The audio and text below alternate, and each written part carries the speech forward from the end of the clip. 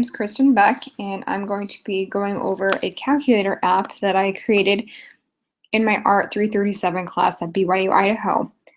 This app is targeting smartphones, and we were to create the appropriate functions and features that would be needed in that app. I specifically created an app for paying the babysitter, or Pay the Sitter as my app is called. Now, there were a few requirements that had to be met. The app had to be able to add the babysitter, save the information, and calculate the total cost of the babysitter per hour or per child. This led me to some initial goals. I started off with some sketches and a wireframe. And then, because of what I was working on, I wanted to accomplish usability, or basically ease of access through the app, an inviting design that was clear, simple, and organized. And most of all, I wanted the app to be user-friendly for a variety of audiences, people who were or were not familiar with smartphones. So this is what I started off with. Then it led to some digital sketches here. I started exploring color and different things. And because of usability tests, it led me to my digital prototypes here. Now, the usability tests were very helpful. They helped me to really narrow down what was actually needed on my app. I also realized that some things I placed because they were good for design and not necessarily good for the user, which I think is very common in products. And so it was really helpful to do several usability tests in order to really narrow down what wasn't needed. For example, these icons up here aren't needed. This icon here is not needed. It's just wasting space. So that leads us to the actual app that I ended up creating. So this is just a quick overview of what it is.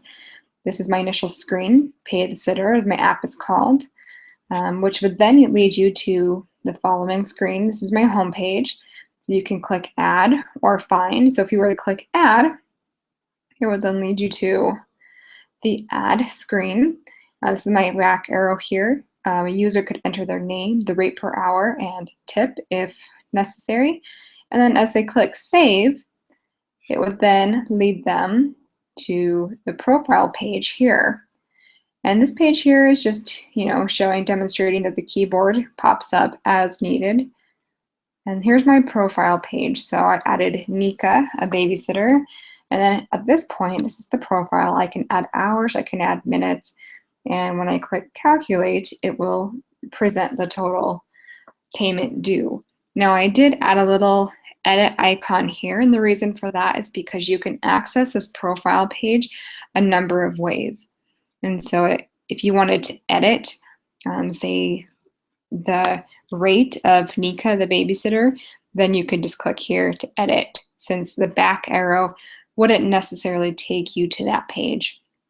So say we press Calculate, then we find out that we owe Nika $15 for those 3 hours that she was babysitting. If we want, we can recalculate it. We can change the sitter.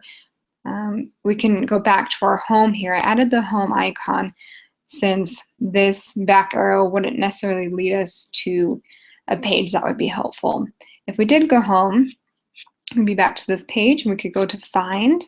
And this is just another option here. If you already have your babysitter saved, you just click Find. You can add a new babysitter. You can go to an old babysitter. You can edit the babysitter. And from that page, you could even, delete or cancel that babysitter. And that's everything.